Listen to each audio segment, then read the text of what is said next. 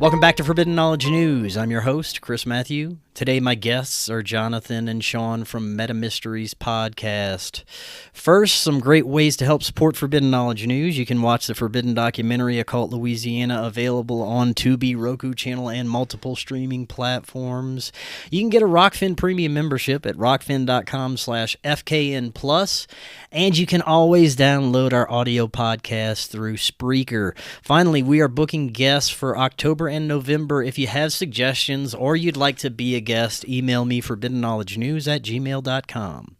Today I want to welcome back to the show Jonathan and Sean. They are hosts of Meta Mysteries Podcast, which is a spiritual journey created by two open-minded people searching for the truth about our existence. Why are we here? Where did we come from? And most importantly, what are we capable of? Jonathan, Sean, welcome back. How y'all doing? Awesome, man. Thank you so much for having us back on, dude. Looking forward to this. Oh, yeah, man. This is going to be fun. Definitely looking forward to this. Thank you guys again for coming back. Y'all take some wonderful deep dives into many esoteric and metaphysical topics, and today you wanted to discuss folk magic and spellwork. And this is once again a topic that we discuss often: magical modalities, occult practices, and whether you want to admit it or not, we all interact with this etheric energy or intelligence at all times in different ways, whether we realize it or not. And I'm still of the current understanding that the intent behind these practices is what makes the practice fundamentally harmful or beneficial. So there's lots to get into here. I'm really looking forward to what you guys have been looking at.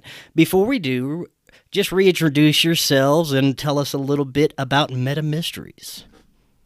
All right. Well, I'm Jonathan. This is my co-host and cousin Sean, and we started Meta Mysteries about a little over a year ago, and we got into it with the intention of, well, actually, I believe we initially were wanting to build the podcast to make it a conspiracy show, but we quickly found that wasn't our niche. And so we decided to really dive into something that we were both very interested in, and that was just the various forms of magic and spirituality and understanding the true nature of not only us, but our mind and what it's all capable of.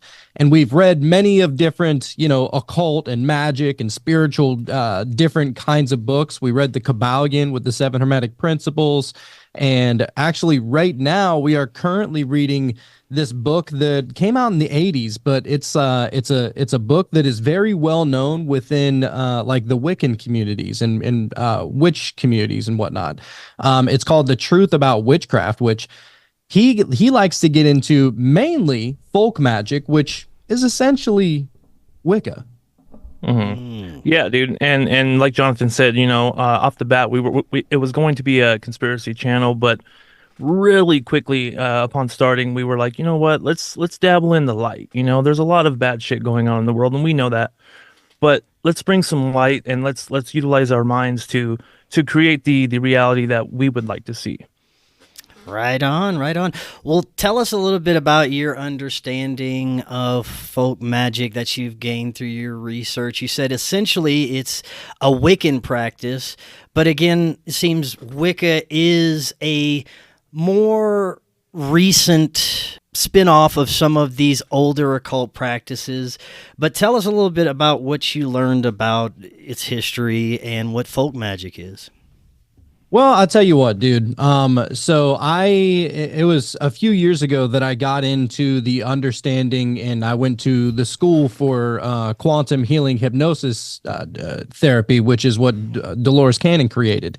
And in that, I found that most of the magic that is ever representative, like in our lives, it's usually has to do with the mind. And so that's why we're so fascinated with everything within, certain parts of spirituality and magic and whatnot. But it's all of the understanding that all is mind. Like if I mean, the God or the universe or the source or whatever you want to call it, it is the mind essentially, and we exist within that. We're not separate from that.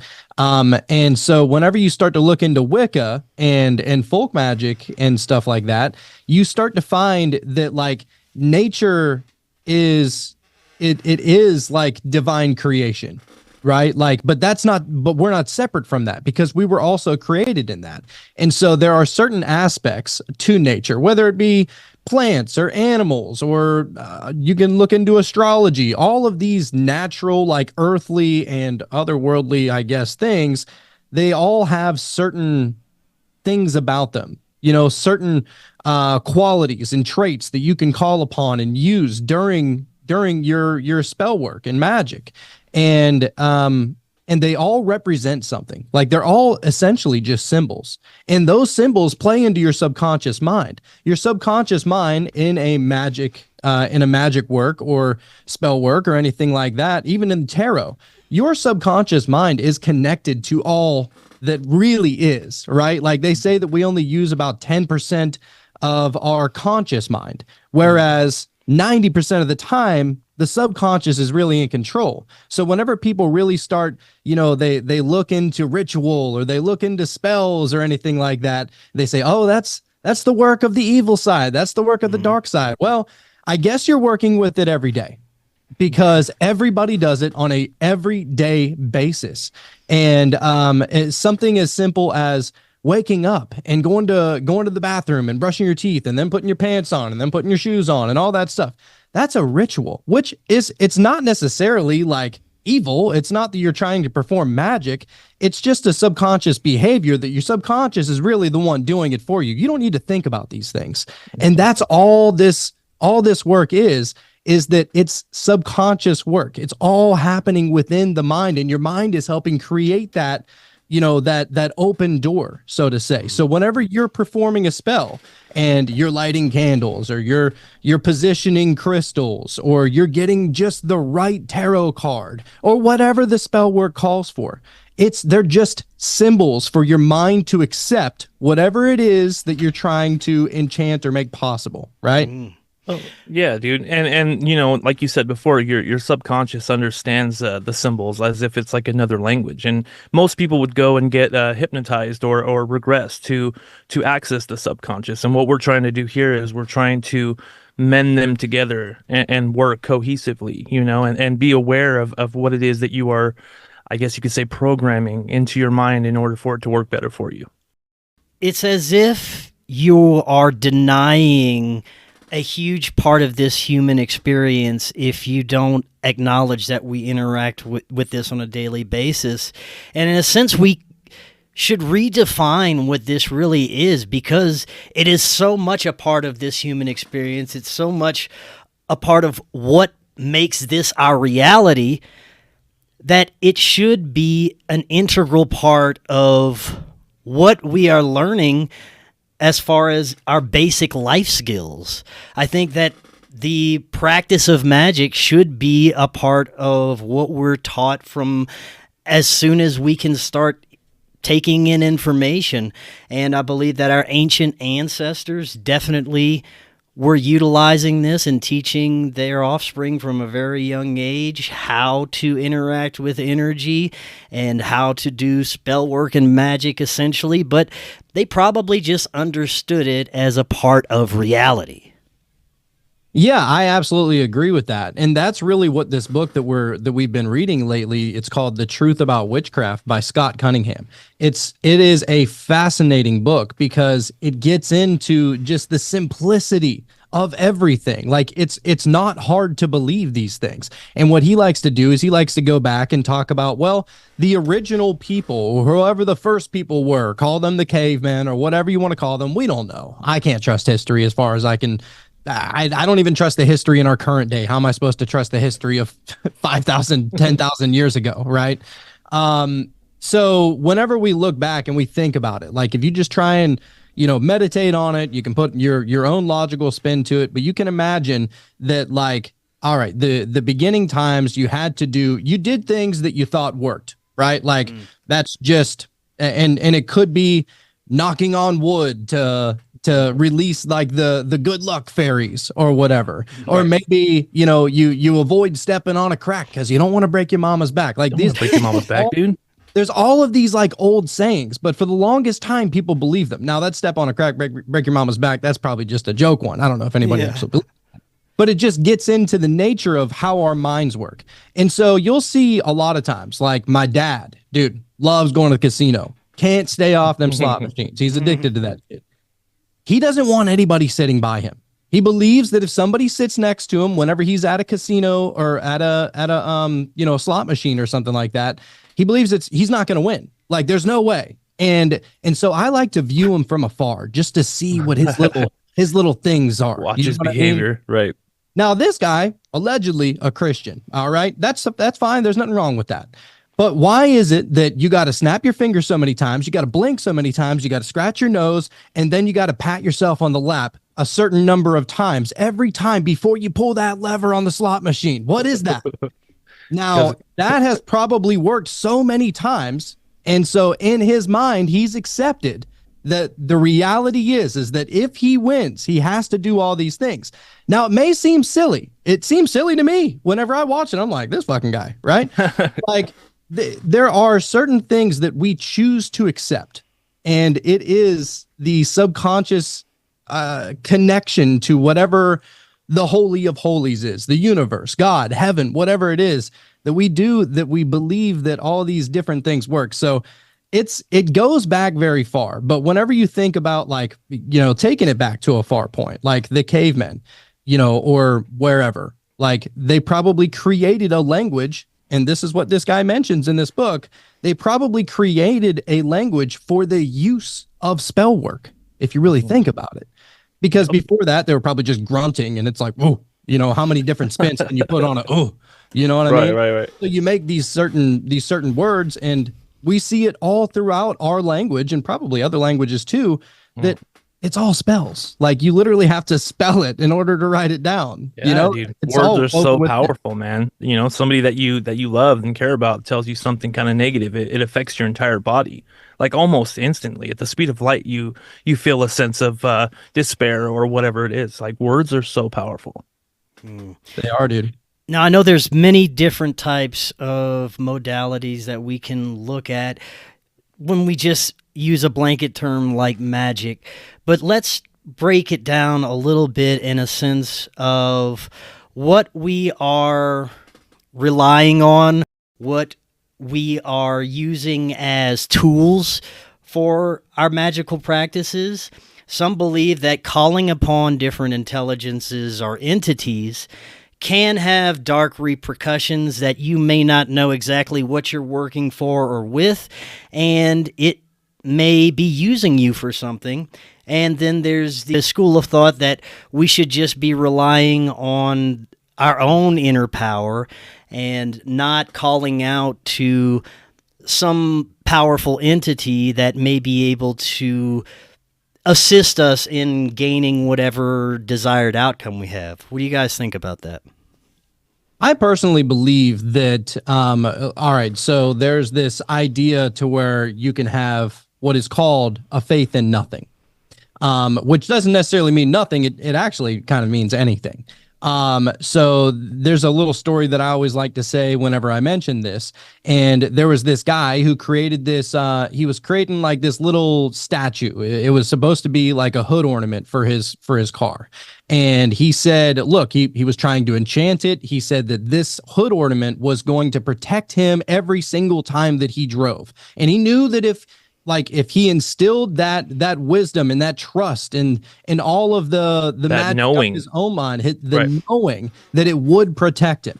Now that seems kind of silly to the logical mind. The logical mind says that's not gonna work, right? Because what are you gonna do? I mean, you may as well just put some bull bars on the front of your truck or something at that point. But this guy put all of his faith into this one hood ornament that he handcrafted himself, and he put it on the hood of his car. And one day he was driving, and some drunk driver or something like that swerved him off the side of the road, and he crashed into a telephone pole or a light post or something like that, right? Well, as soon as he crashed into that light post came crashing down onto his car. Now, you might say that seems very unlucky. I thought the hood ornament was there to protect him, right? However, what happened is that the hood ornament was so big. It was like a foot tall or something like that. The hood ornament was there to protect him, right? And so whenever this light post came down and fell on top of his car, if that light post would have came down like another couple more inches, it would have gave him a little boop on the head, right? Because that hood ornament was there, it protected him because it didn't allow that light post to go all the way down to crush him. Now, is it a coincidence that worked? Well, I would say that every single magical thing that you do will always seem like a coincidence. I guarantee it. And as a matter of fact, we're going to be getting into some money spells and love spells that we have used on our show, and a specific money spell that we can verifiably, I don't want to say prove, but I can tell you, and you can choose to trust me, that like, we did a money spell, and I kid you not, the next 2 days after that were each day were the most amount of money that I've made in consecutive days in my life. Now, you can call that a coincidence. You can just say, oh, it's just that time of year. Right. But is it really the case? Is it really just a coincidence that we do a money spell and the next 2 days are like some of the best money days that we've ever had? Oh yeah, we're going to get into that spell, and it's a very simple one. It's not difficult. Anybody can do it at home, and it's awesome. Yep. Right on. Anything to add to that? Oh, I was just going to say, there's a lot of things that happen in our reality, and you can call them coincidences or there's subtle energies that are flowing around. But I just understand that given that there are things like that happen that we don't fully understand, it's still happening. Even if we don't understand it, the power and whatever that is present. And so we're just trying to utilize everything we can. Right on. Well, let's get into your understanding of how spells work. This is something I've never dabbled in, basically because I don't know enough, and I've heard in some cases these things can backfire depending on your intent behind it and what you're working with. So I'm very interested in hearing about what you guys are working with. So, well, for example, like I was saying, we got into the money spell, and I know that some people will look at that as, well, there's a light and a darkness to every single thing.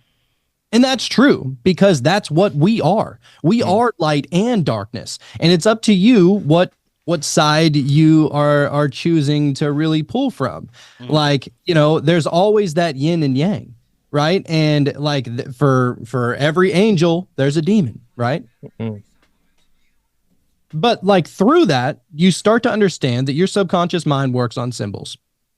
And in symbols, this is how like you kind of just got to turn off that logical mind whenever you're working a magic spell. And I know that there are a lot of people who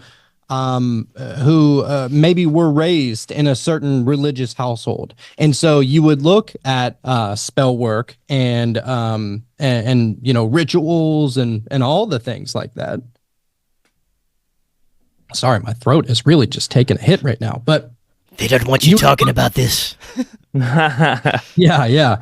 Well, you would look at all of this as if, well, it is working with the devil. It's working with demons. You're working with powers that you don't know anything about. Well, that's because most of the religious dogma says that so, and it's nothing against religion. I mean, hey, dude, if it works for you, then it works. And we actually believe that whatever you believe in, as long as you believe in it fully, will work. And this has been proven time and time again throughout all the major religions. There's reasons why there are thousands of different religions that like millions, billions of people believe in something that we cannot see, right? Like it's always around us. But it's a matter of belief. The belief that you're putting into it is what gives it the power. You are putting that power into it. But it is the dogma that holds people back from experiencing and exploring certain things that may be outside of that realm. And it's unfortunate, but fortunately for Sean and I, we weren't raised in one of those households. Now, we weren't raised in any specific kind of spiritual or religious household whatsoever. So our subconscious mind, the deep thoughts that are, buried within the depths of our childhood and whatnot, are not to say that like, hey, well, you got to watch out for spell work, that's pulling from the magic of the devil or something like that. So I think that if you do have those reservations, then maybe meditate on it a little bit and find out why you believe that so inherently to your core. Is it because that it was, kind of like pounded into you? Well, dogma has been weaponized to a point where it prevents us as a human race from evolving our consciousness, from reaching new understandings, from tapping into our inner magic, essentially. And I believe that was also all by design, to keep us afraid of the invisible boogeymen that surround us at all times, aka demons. Well, what if it's just something we have very limited understanding of and can work for multiple different intentions and purposes? Mm-hmm. And that's by design. Yeah. And I don't know how different religious groups feel about meditation, but with our meditations, we do a meditation in every episode, and there's a particular place that you can get to when you're meditating, and it's when you can totally clear your mind. And I'm not saying you're not going to have any thoughts, but it definitely will give you a more of a, I don't know, maybe a sharper focal point of what's really going on inside your mind, and I think that's really important, as chaotic as our minds or brains can be. Right on. Jonathan, I know we kind of cut you off. Sorry about that. No, I agree with that I think that meditation is extremely vital whenever it comes to magic and spell work and really anything involving or having to do with the intuition and the subconscious. That's the only way, in my opinion, that we can solely have a conversation with it. And maybe you're not even having a conversation with it. Maybe you're just sitting with it. You're getting familiar with it. You're understanding the deeper depths of your own subconscious mind, which is a very personal thing. And most people, they don't want to put up with that, because most people, they'll have something in the closet that they want to forget, or maybe you've had a very terrible experience whenever you were younger or something like that. And I'm not saying that it's right or wrong to push those away. I'm just saying that, like, I think that it's extremely important to do what, some people call your shadow work. Yeah. Right. If you're not having those conversations with yourselves, then you're constantly going to be triggered by things that, that are like really buried deep within you. And you don't want to have to deal with that, because ultimately, whenever you go into your subconscious mind and you kind of just uncover all the things that are hidden, then there's not going to be anything preventing you from doing this spell work correctly. And so that's something that we found out a lot here lately. And as I was saying, like, whenever it comes to the subconscious mind, the subconscious is it's a powerful thing. Okay. And we know this because there was actually, and I can't remember if I said this on the last episode or not, but there was so a lot of people, they'll say, they'll be hesitant about hypnosis, or they'll say, well, I think that's evil, or that's something that we shouldn't be tapping into. You shouldn't be messing with that. You shouldn't go to the tarot readers and the soothsayers and all that stuff. And heaven forbid that you actually go into your subconscious mind. But whenever you actually do, whenever you are hypnotized, there is something magical that happens, because now you're getting into that childlike nature of your own mind. So, like, and one thing that they discovered is they put a bunch of nodes, like these electrical nodes, on top of somebody's head. This was, I don't know, 20 or 30 years ago. And they were trying to see how fast can a person basically fall into like a light trance whenever they're watching TV. Like, how fast does that happen? Now, a light trance, you could say that's hypnotic. And as a matter of fact, that's exactly what it is. So if you're falling into a light trance, well, that means that you're more suggestible. And that's kind of, one side of it. But the other side of it is that, like, all right, well, now you're falling into that piece of your mind that is not exactly logical.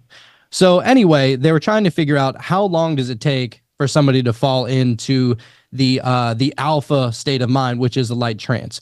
And so they put all these nodes on top of these people's heads, and it was like a room of 100 people. And they sat them all on a couch, and they turned a TV on, and they started monitoring the monitors and watching the waves to see how fast somebody could fall into this trance. And there wasn't a single person that could last longer than 60 seconds before they fell into a light trance. Okay. Wow. So it just goes to show that you're either kind of aware of it or you're not. You can work with it or you can choose not to. And if you choose to work with it, you can choose to have it work in your favor, because we see what happens whenever those who are unaware that all this stuff is really going on, they start becoming parrots of everything that they hear on TV. They start becoming extremely manipulated. They start having the same thoughts as Don Lemon on CNN. How is that possible? Well, it's because they're being suggested. And that's all these things that we're talking about whenever it goes into spell work. These are mere suggestions for your subconscious mind, and that's why they work. It's like at the very core level, it's some of the most simplest understandings if you can just put yourself in that kind of headspace. Yes, dude. And like you said, you know, we are being manipulated. It's a psychological warfare, I think, out here in this world. And if you're aware of that, and you take your own symbols that you created, that you put meaning into, and put that into your own mind willingly for something beneficial to happen to you, or for abundance, or for whatever it is, like, I feel like that is our shall I say, God-given gift to be able to do that. Right on. Now, Jonathan, you were saying you actually practiced some of these spells, right? Yep, we did. Tell us about that. Well, I would say I believe the one of all right. So I'll get into the love spell work here. Now there are plenty. I know that some people will say, well, the only love spells there are is, you know, those thirsty people that just, they're trying to get somebody that they know that they can't get in real life. So they have to use a spell work. And that's not necessarily the case all the time. There are those thirsty people. I'm not saying that there isn't. I mean, for every good thing, there's a shithead all the time. But you can also do a love spell to enhance your relationship. You can do a love spell to maybe send like some kind of like, I know it's going to sound kind of weird, but like some kind of like subconscious flowers, if you will. And it's really cool whenever you start really looking into it. And to be honest, it does kind of seem like you're pretending the entire time. I'm not going to lie to you, but you have to get into that state of mind. Remember, it's the mind of a child that, you know, like it even says within the Bible, like you're not gonna be able to get into the kingdom of heaven unless you have the mind of a child or something like that. Right. And the magic that can happen when you're having fun, you know? Right. So one of the love spells that we found, and I'll actually give a couple of them here. Some are more on the lighter side of magic, and one that is kind of on the dark side of magic. If you believe that there's light and darkness, I mean, some people say that the universe doesn't really give a shit what you think it is. It's up to the interpreter. I kind of agree. But we don't believe in playing around in dark magic, although I kind of did a few years ago. just out of curiosity, and it also works. Just want to throw it out. It's just a matter of whether or not you believe that something bad's going to happen to you, since you were doing something kind of dark. It's one of those, you know, goes around, comes around type of thing. Right. I mean, I'm not talking about putting a hex or cursing anybody. I would never do that. But all right, so let's get into the lighter side. So there are certain spells that you can do, and there are so many, dude. Like, and you can really spice it up to make it your own. So you can look into these older grimoires, or you can look into what some people call the baby witches of today that are just starting to have a decent understanding of witchcraft and nature and Wicca and magic and all that stuff. Well, the one that we kind of messed with on the show, it's a love spell, and what you would do is that you would get a red, a pink, or a white candle. Now, all of these things are great for love spells. And now, so, give us an example of, say, your intention with this love spell. Well, I am a single man, so I'm trying to draw that towards me. Okay. And no one's specific, right? Just who is right for you, right? It's up to whatever you want to do. Okay, I got you. Right on. I mean, most people would have somebody in mind. Okay.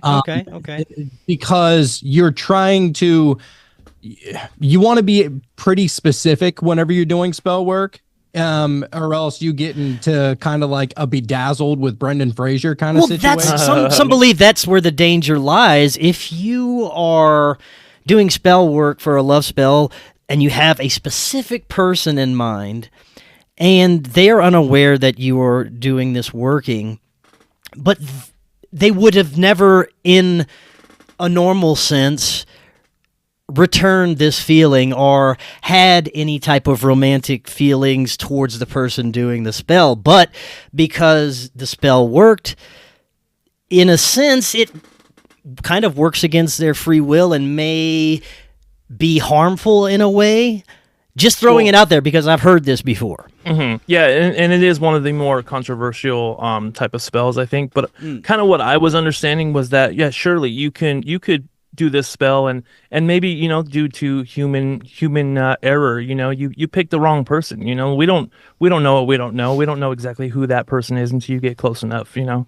But what I was kind of figuring out, or what we were kind of coming to the understanding of is that doing the spell and going back into the faith in nothing, you know, you've done the spell. And so that alone can give you maybe just a little bit more confidence, maybe a little bit more, I don't know, maybe you stand a little taller, maybe you're starting to become a better person because you believe in the fact that you're going to be able to attract said person. And so I don't know necessarily, or we don't know necessarily if it's really messing with somebody's free will. I mean, I guess it's possible, but that's kind of how we were looking at it.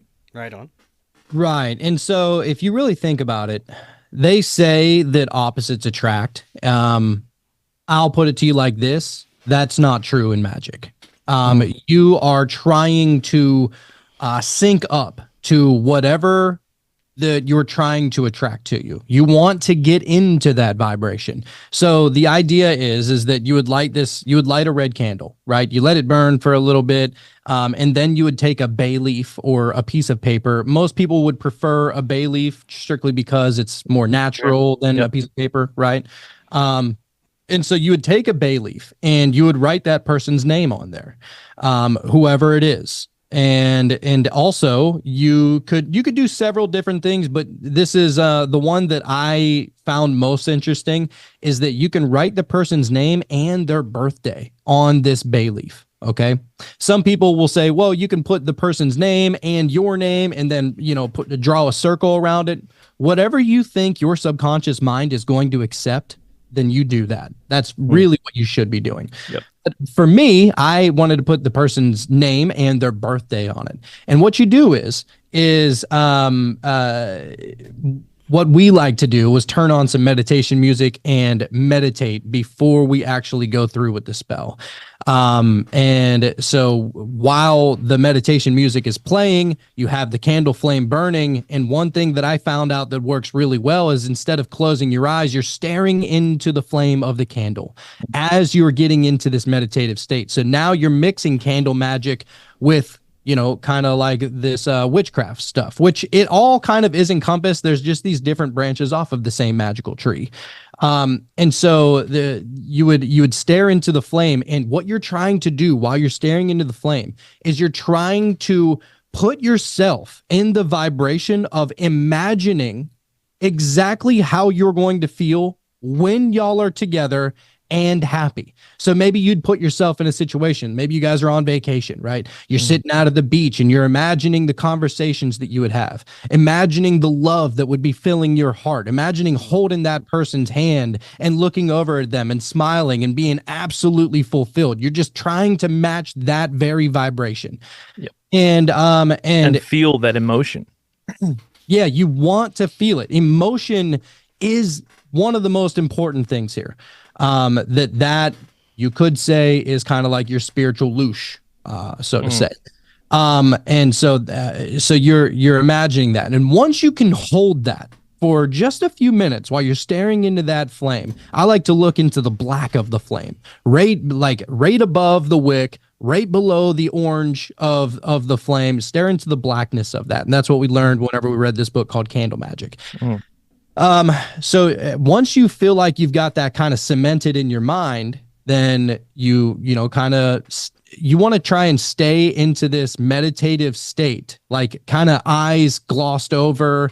You're still holding that vibration of that person. And what you would do is you would take that bay leaf and you would burn it over the flame. And by the way, whenever you're writing the name and the birth date on the bay leaf, you want to do it in red ink. They say that also plays a little something else to the subconscious mind. But you burn it over the flame. And one thing that we found is that if you take like you would have like a little cauldron or a little bowl or something like that. And once you burn that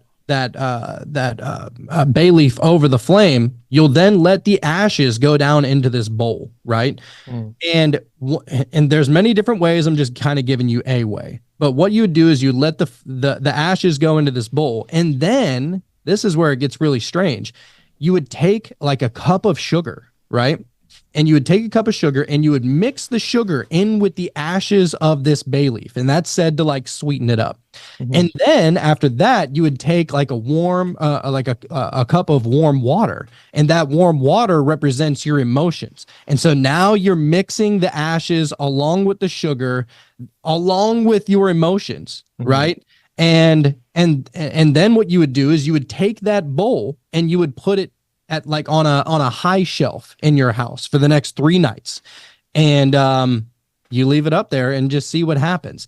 Now, the idea that what's going on is that you're messing with their free will. Now, I understand how some people would think that, but you're kind of also messing with somebody's free will if you just call them out of the blue, are you not? Like you're kind of messing with their free will if you stalk them. Like it's not bad. It's more so you're picture it like this. You are you're kind of like a radio station.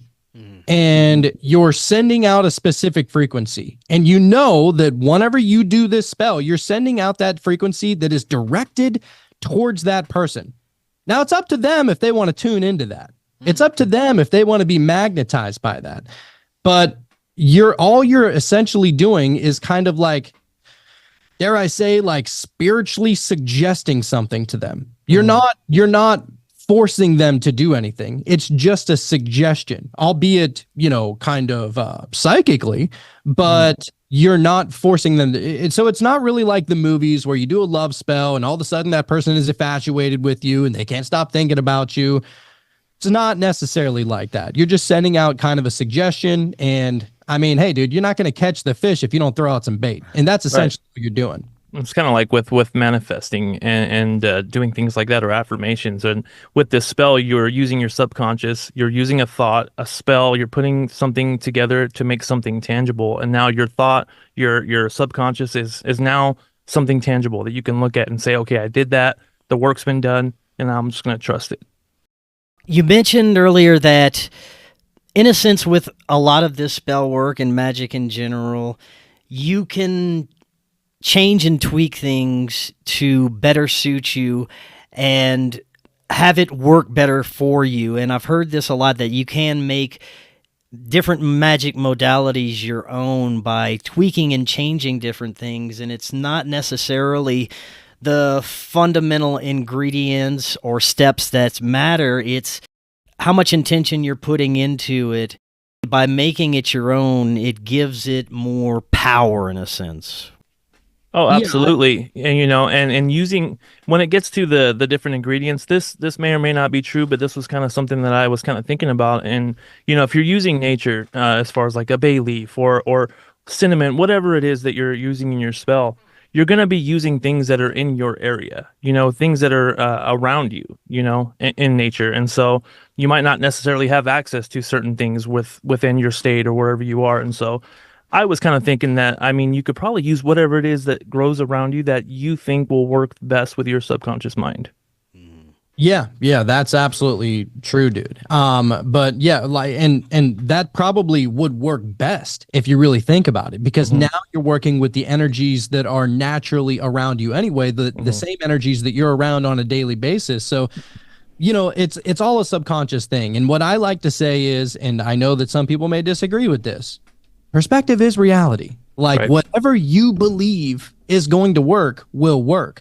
So, It's kind of like the placebo when we've gotten into that too, how powerful that is. Same kind of thing, I think.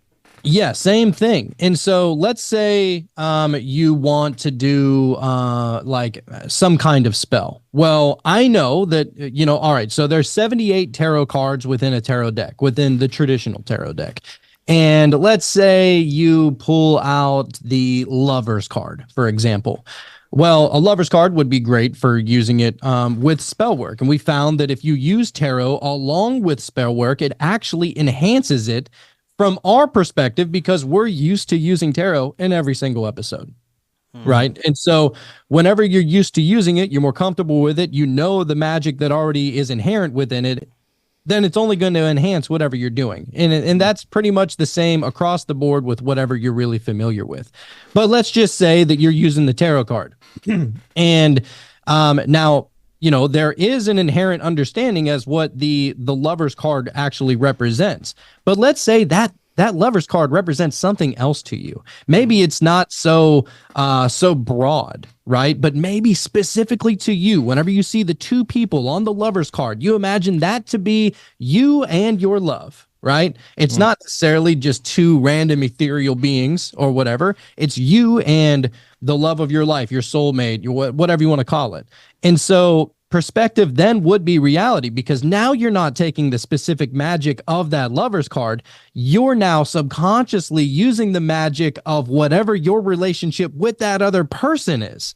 And so it tweaks it just a little bit. And the same thing goes with egregores. We talk about them all the time: the Tooth Fairy, Santa Claus, Easter Bunny, whatever, the boogeyman. Like, all these things are essentially egregores. And if you're somebody who wants to look at it like this, Thoth, Hercules, Thor, Loki, Jesus, Buddha, like all of these things, essentially, at least as far as the mind goes, are egregores that represent a specific energy as far as your understanding of them and whatever they represent. So you can choose to invoke or evoke those people during spell work. And some people will use, like, we got our buddy Lord Byron Jester. He's a magician. He's awesome. I've had Byron on. Byron's awesome. Yeah. Byron's the man. What he likes to use the demons of the Goetia. And he also likes to use angels, right? And all these is just symbolic representations of whatever the energy that he believes them to be. Now, whenever he uses the demons of the Goetia, he says, I've never had a negative issue with that in my life. They actually work faster than the angels. And so to him, they all work.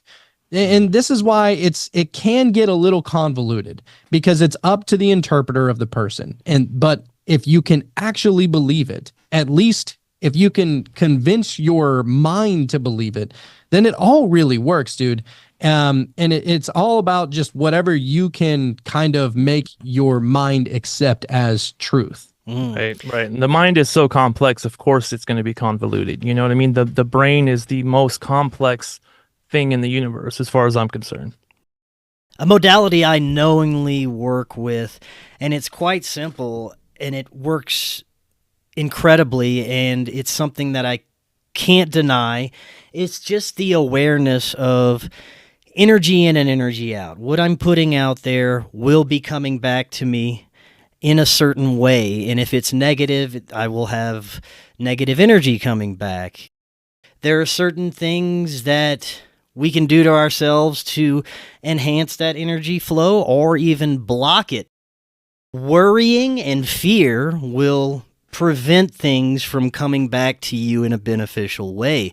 And this is one of the biggest roadblocks I've faced in my life, is waking up and not being afraid of what the day brings, not being concerned about if I'll have enough revenue to do this. Will I be able to pay rent? What is going to be coming up next month that might be harmful or scary? I had to train myself to just let that energy flow and go with whatever life brings me, and have the basic understanding that there is essentially nothing to fear at all in this existence. We are perpetual energy. We're not going anywhere. And no matter what life throws at us, it is meant to help us learn and grow from. So I had to learn those very important lessons, but after I did, this energy flow has become much more easy to recognize and understand, and it has been incredibly beneficial in so many aspects of my life, financially, relationships, friendships. Just basically understanding how this works helps life flow. Yeah, dude, 100%. And, fear, as they say, like people have heard this, fear is a mind killer. Like it, and that is across the board, whether you're doing a job at work, whether you're, playing a role within your family, you're doing spell work or meditation, or like we all know you don't want to go into a mushroom trip with a fearful mind because it's probably not going to be very fun, like that's basically the idea of it. And so whenever you think about fear, I've always heard that fear is actually an acronym that stands for false evidence appearing real. And that's really what it is. It's fear itself is actually kind of magical, like not in a good way. It's obviously like the negative sense of it, but you really look at it, fear doesn't even exist. We create our own boogeyman. We made that in our mind magically. Look at us. We're creators over here playing with magic now, right? But like we do that on a daily basis, and we just say, well, that's just a preventative now. Like it prevents us from trying to achieve whatever it is we want to achieve. Like some of the most like revered people in the world are the people that's that have said like the only thing to fear is fear itself. Right. And so like that fear, of course, that's where you got to get into meditation and the shadow work and kind of like facing your fears head on. Maybe you're, deathly afraid of snakes, which I am. Then like fucking go hold a snake, like to put yourself in that situation. And you know what I mean, like it's very hindering, man. We went into the Kabbalion and they were talking about cause and effect, and let's say you're living out your day in just total fear and anxiety or whatever it is. You're going to be doing things, even if they're just the subtlest of things, but throughout the day can make a big impact at the end of the day or at the end of the week. And so if you release that fear and you start walking through doorways and opportunities that come your way, I mean, that builds up, and then you become just an overall better person. Do you think it's possible that these magical, esoteric, metaphysical understandings have been intentionally hidden from humanity, in a sense because we're not evolved enough to responsibly utilize it?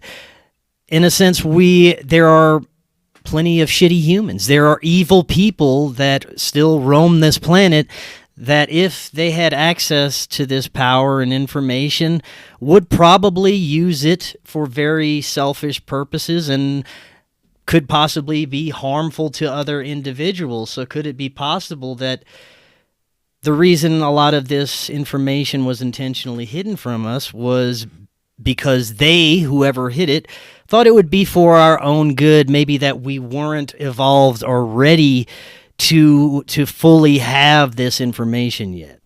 Well, I mean, how nice of them to be looking out for us like that.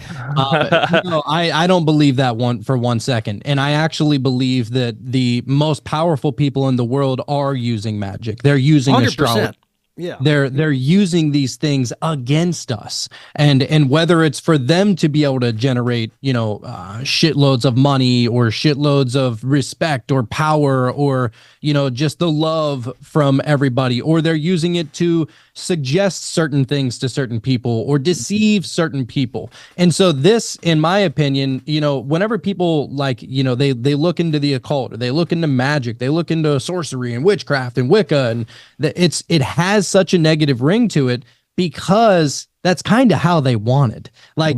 Want to put fear on top of something that you don't want people to dabble into. That's ultimately that's the best thing that you could do. Well, it seems like at this point, only the dark side is allowed to be able to carry out and practice this, and the rest of humanity is just useless eaters that doesn't deserve this information, basically. Mm-hmm. Oh yeah, we're all subject to it. You know, when you talk about the elites, you know, you see the Amazon logo with a little smile and an arrow. That's one of the most simplest symbols that everybody can get down with. Everybody knows what an arrow is, and so you see that symbol, all of a sudden, subconsciously, you think Amazon, you think products, you think, what do I need? Oh, I'm gonna go and buy this thing. So now you just fell subject to somebody else's sigil. That's magic. Right. And there's symbols really all across the board that inhibit so much information, you know, and we get into symbolism a lot on our show. Like, you know, just the idea of like Taco Bell, for example. Whenever you see the Taco Bell logo, right? You're staring at that. Most people, you know, maybe you're thinking of a burrito or a Doritos Locos taco or a little Baja Blast or whatever it is. Maybe it's the Mexican pizza, right? Some quesadillas, though, you know. Right, the quesadillas or anything like that. Most people would, you see the Taco Bell sign, that's immediately where your mind goes to. Well, how is it that a simple logo contained that much information? How did all that information get packed into that logo? Is it through the use of commercials? Is it through the experiences that you've had over there? Yeah, all of it, right? Mm-hmm. I mean, I personally, whenever I look at Taco Bell, yeah, sure, I think of the quesadillas and the Baja Blast and all that. I also, you know, I kind of think of diarrhea every time I look at but like that is woven within, you know, into the symbol as well. So, but yeah, there absolutely is magic in all of these things. And that's why we like to get into the use of the tarot within magic, because all of these things, they all represent something. And it's up to you, like whatever a certain card represents to you, then that's how you can kind of use it within your magic. But a lot of people, what they like to do is they like to read the history of the card or what other people may suggest the card actually represents, or stuff like that, to be able to deepen the level of understanding within that card so that you can use it in magic. And so this is why, you know, you start to get certain people who are like theologians. You know, there are some amazing theologians out there that just have a wealth of knowledge of so many different religions and forms of spirituality. Those are the people that you really want to listen to if you're really trying to deepen your magic, because now you know, just like whenever you think of Taco Bell and you think of all those different things, well, now you're taking that card and you're writing basically an essay's worth of information that is now submitted in the form of a logo, so that whenever you look at that card subconsciously, you know all of the power that thing can possibly use, right? And so there are certain, like for example, like some people like to use tarot within magic for the elements. If you want to do like elemental magic, there's this thing called the Elemental Square Tarot Spread. And this is, I'm actually just going to read it here if that's all right. But it says, this is perfect for calling in the elements to direct power towards your spell. This spread uses 4 tarot cards to represent the 4 elements: earth, fire, air, and water. To do this, figure out what direction north is and go from there. I use a compass on my iPhone to do this. Each element corresponds with a particular element. Set up your 4 tarot cards so the tarot card you've chosen to represent Earth is pointing towards the north, and work counterclockwise from there. And when you're done, you should have a square shape with the 4 cards making the corners. You can choose to make the square big enough for you, your altar, and your magical tools to fit inside, just as long as you have like a square that are all representing, you know, the elements and their directions. So you would have earth representing north, water representing west, fire representing south, and air representing east. And you can kind of see like how they came up with those, right? Like fire south makes sense. It's hotter down south, right? Water west, there's the 2 W's. Earth north, air east. So all these different things. And what else is great too is whenever you're using the tarot cards by the element, you can choose what element to go along with the direction. And so see how this is so intricate. You're essentially building a symbol in your mind. Whatever the symbol is trying to represent, you're now cementing it within your mind, because you're adding so many different elements to this magic. And this is why I mean, not every single magical spell needs to be very intricate, but it's according to the person. So if you need so many logical things to happen within a spell, then that's what you're going to need to do. You're going to need to add so many more elements to it. If you're somebody who's simple and says, well, you know what, if I just drink this ginger ale, it's going to cure my stomach, and just that one thing, bang, you know what I mean? And it all works. And it all works. And if you create your own symbol, let's say you put all of these things into this magical spell, and you create a symbol, a sigil rather, for it. You can then also leave this symbol up on your, I don't know, on your wall when you get up, so you see it every day. And so almost like an auto-suggestive type of situation, just like we see the commercials, or we see, as we've said before, the Taco Bell sign every time you drive by it to get onto the freeway or whatever it is. It's being auto-suggested into your subconscious, and now it's just kind of part of you now.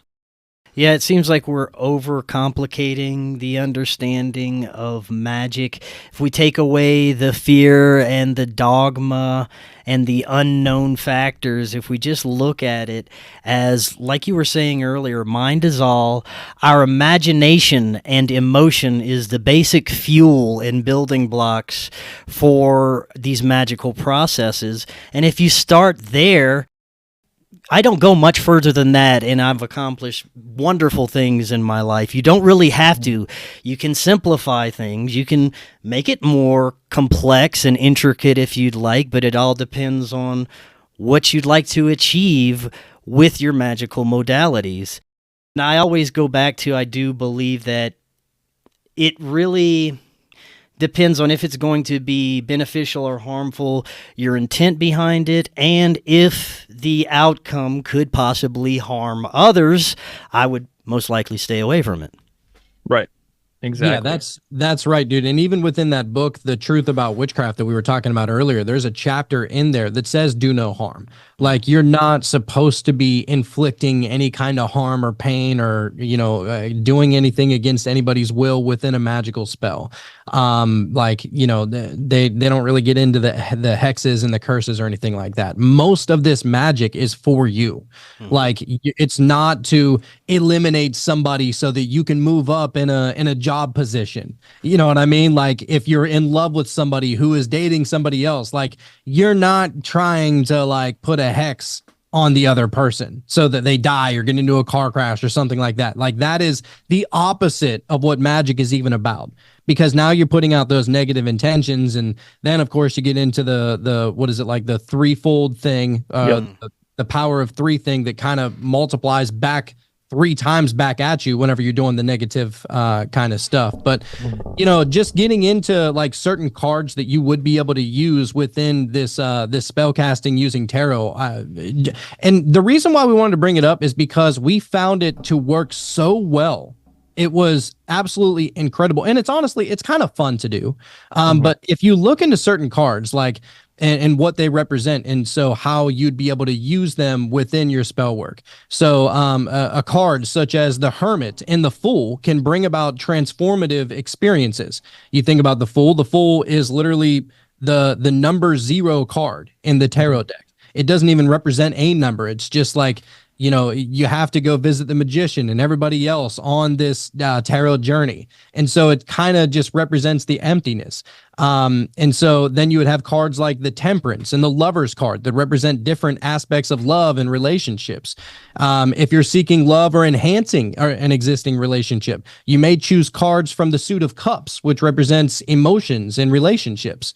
And so the thing is that that there are plenty of different like tarot spreads that you can do. And while we mentioned the square one earlier, I do want to get into the power triangle tarot spread. We found this one to work extremely well, dude. Right. Like, and it's wild, and it's so easy to do. That's the crazy thing. Yeah, and it was actually like really fun to do. Like, I felt like I had a really good time doing it, which, like I said before, it's really important to access that imagination or that childlike nature within your mind in order to make something happen like this. Yeah, and you know what? Whenever you start dabbling into this kind of stuff, you start to notice that there are like weird synchronicities every time too. So I believe in one of these episodes where we were doing like magic and spell work and stuff like that, I think that I mentioned in the episode, I was like, you know what? After this episode, I'm going to go watch Hocus Pocus. Right. Yep. And I was like, who doesn't love those movies? Like, I think they're great. So I said that within the episode. Well, we did it like before Sean's kids got home from school, right? Mm-hmm. And as soon as we get done with the episode, his kids are walking in. The first thing that is one of his daughters does, turns on the TV and puts on Hocus Pocus. And she watched both of them like back to back. And I texted you, I was like, dude, you're not gonna believe this. Like, I didn't even mention that. She just did it. Crazy. Yeah, dude. it's like incredible synchronicities with this stuff. Mm-hmm.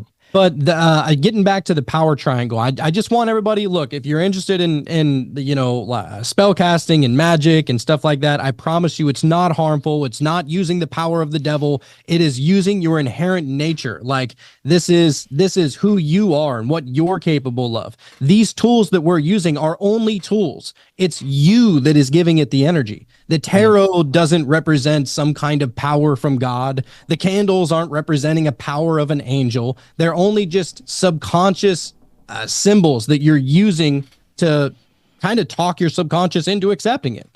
And so they're just really tools. Tarot cards are just pieces of fucking paper until you give them the magic. And so just remember that. But this is the power triangle tarot spread. It says 3 is a powerful number in magic, and the points of the triangle can be positioned to direct that power towards something or someone. This person says that they usually angle the bottom point of the triangle towards myself to draw the magic towards me. And so it says for this spread, you would choose 3 cards. 1 tarot card will represent you. So that's the one that if you're doing like a tarot spread, you'd have 2 cards kind of like level with each other, and then the bottom card, which would represent the tip of the triangle, would be representing you. So you want the arrow pointing towards you. And typically what you would do is that you would have the card that represents you, you would make it the Fool. Because you're the one opening yourself up to go on this journey. So you're the Fool that is accepting the journey that is before you. Or you can really choose any card that you feel drawn to. Maybe I know that there's a lot of people that like, oh, every time I draw a card, I get the Priestess, or or I get the Hierophant, or something like that. So if that card represents you, then you do that one. But for this one, we use the Fool card. Next, you would pick 1 tarot card that represents the energy of your intention. So, for example, the Pentacles card would be, or a Pentacles card would be great for manifesting a money spell. This card goes to the upper left of the triangle. So for the spell that we did, we put the 10 of Pentacles at the upper left-hand corner. And so the left side is associated with receiving energy, which is perfect for calling in money or whatever your intention is. So then you would get to the right corner of the triangle, and this is for sending out energy. So pick whatever card you feel would help you make your intention a reality. Think of this card as sending up the energy needed to support your intention. For example, if you want to attract money by getting a promotion at work, you can use the 3 of Pentacles, the Emperor, or the Page of Pentacles to support that intention. But what we did is so the idea is that you want that upper right-hand corner card to basically be the vehicle that is going to bring the energy to this magical spell. So it's essentially like, look at it as if it's like the metaphysical battery, right? Or the magnet. And I believe we used the sun. There was a reason within that book that we were reading, that we had read something about the sun, and we're like, all right, let's go with the sun. Right. And you think of like the sun, it's the most powerful source that we know of. So that's why we ended up going with that one. So at the upper left, we have the 10 of Pentacles. The upper right, we would have the sun, and then the Fool right in the center. And what we did is actually we took some of our favorite crystals to kind of put them in there and charge the whole situation up. And so we used a quartz crystal, and then we also have like these animal crystals that one of our guests gave to us. They kind of represent our spirit animals. Whatever is special to you, that's the crystals that you would use. But then in the center of that, you would take and if you're trying to do a money spell, that's what we're doing for this one, you would get a green candle. And on that green candle, you would light it. And what I did, like I kind of mentioned earlier, is that you would turn on some kind of meditation music, and you would stare into that flame. And so into that flame, but also on the peripheral of your entire vision of everything that you got laid out in front of you, is kind of being symbolized. And you're thinking about all right, what is it going to look like whenever I have this money? What is it going to look like? Like, I'm sure I'm not going to be worried about bills because I'm trying to manifest money here, right? So you imagine what you would be doing if you had that money, or how you would be feeling. Like maybe it's taking your kids on a vacation. Maybe it's going on a cruise. Maybe, whatever in your mind would represent what you would be doing if you were full of abundance and money. So as a matter of fact, in that episode, I chose to go with, instead of putting the spell for me, what I did is that I did it for Sean, because I was like, you know what? I'm just going to send some love in this one, because And you're just a class act, is what it is. well, I just figured, why not? And so I wrote down on a little piece of paper, or you can write it on a bay leaf. You would write wealth and abundance, and then I just put for Sean on it. And then you burn that over the candle after you get done meditating on the flame and everything else that's going on around you. And you got all the cards that are working for you now. And you got all the candles that are working for you now. You got the crystals that are also there charging the situation up. And you have lived the vibration as if it already happened, right? And then on top of that, what you can do is you can have like a little saying, a little chant, if you will. And there are plenty of different kind of chants that you can add, that you can say. I kind of just came up with one on the spot, but one that some people use says, so you chant this while you're staring into the flame, kind of in a meditative state. And you would say, power of the bay leaf, I ask thee, through methods fair and just, bring abundant prosperity. Through the fire, bring abundant prosperity. And so these are just tiny little like poems that you can kind of say that, and remember, like, this is all for the subconscious mind. And so you hold that vibration in your mind with all the energies and all of the, like, basically the little altar that you've built here. And now, whenever you blow the candle out, and you burn the little piece of paper, and then you blow the candle out, and then you just say, so mote it be. And you don't even think about it. You just let it be. You're not trying to say, oh, I wonder if the spell is going to work. You just say, I did what I had to do. It is now in its works, right? Mm-hmm. And that's what, some people, they're like, oh, I wonder if the spell worked. Like, well, now you're kind of going against it. You're throwing doubt into the situation now, and within your mind. And so now you're walking around thinking, maybe it's not going to work. And so the universe is going to show you that. It's like, yeah, it's not working. So right. And so what we have discovered is that all of this stuff does work. Now, we do want to preface that we are still very, very new into this whole spell work and magic and witchcraft and Wicca and all that stuff. We're just kind of using it as tools. It's not to say that we're going to, devote ourselves to any specific religion or anything like that. We're not going to become Wiccans or anything. It's just, what can you learn from each individual religion and different form of spirituality? And I'll say this, dude, they all kind of rhyme. And you haven't yet been molested by the magic devil demons, so not even once. There's one thing. Once. Yeah, dude. Unfortunately, no. No. Yeah, and also one more thing that was pretty cool that happened in that episode that we did the spell was that we had already made the intention of using the sun card for our supporting card, if you will, for the spell. In our tarot reading, because we did a tarot reading anyways before the end of the show or before the spell, and wouldn't you know it, we got the sun card for our tarot pool, even with having set that intention of using that card later for the spell. So it was just another little synchronicity that happened that was just like kind of awesome, Yeah, synchronicities to me are a message, a confirmation, and an indication of next steps that I should take depending on what's coming through or what the initial intention is about. But yeah, this stuff is fascinating. Is there any closing thoughts that you would like to leave us with today, gentlemen? I think for me, one thing I'd like to say is because you had mentioned earlier about, maybe bad people using this type of thing and maybe to against somebody else or for a hex or whatever it is. And in my opinion, I think that low vibrational people that are not even aware of themselves, let alone trying to impact someone else's life through magic, I just don't think it's possible. People that are in a low vibe or in evil intentions, they're not. I don't even know if they're self-aware enough to make this magic work. And so, but yeah, just be aware and set your intentions and don't fear nothing. Sweet. Well, and also, look, I mean, one thing that you slowly start to begin to understand is that now you're getting back to nature a little bit. Now you're getting back to what it means to be a human. Like, it's not that there are superhuman people that are practicing magic. They're not pulling this from the gods or from the underworld or from a different dimension. Although they can, I mean, whatever you believe, you kind of choose from. But essentially, all you're doing is just building a vibration that works for you, and so whatever works for you at that point.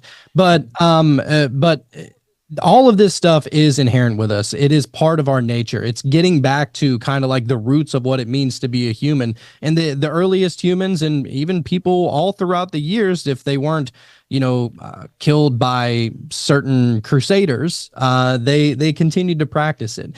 And one thing that you'll find is that the more you dive into this stuff and the more you begin to learn, the closer you actually start to love yourself again. And so there's so many people out there that are just disgracing themselves and hurting themselves and just talking shit about themselves.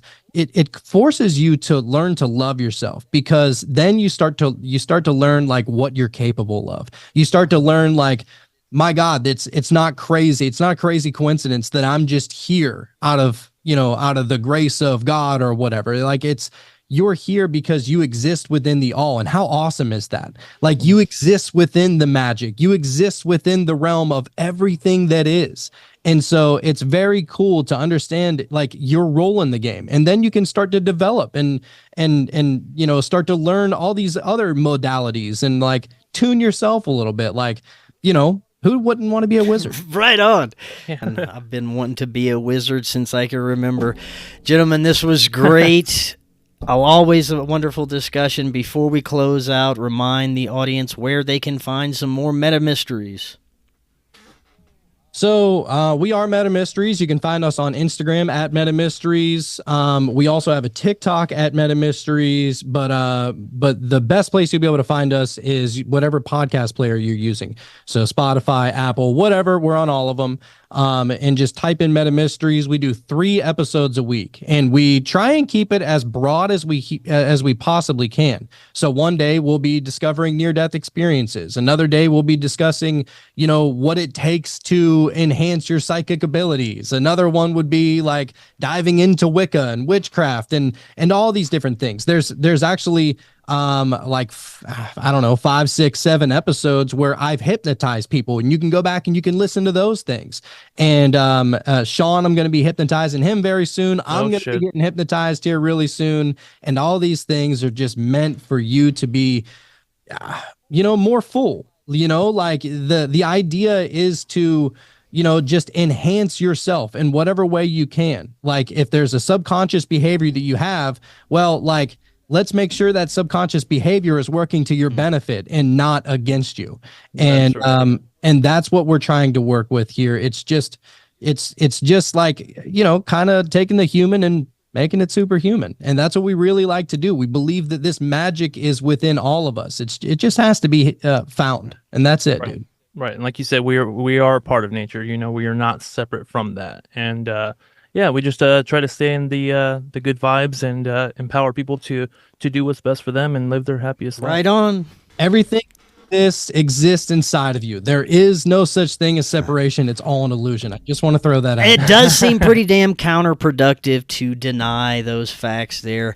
Thank you again, gentlemen. This was great. We'll definitely be doing this again in the future. And until next time, everyone, have a wonderful evening. We'll talk again tomorrow. We'll see y'all then.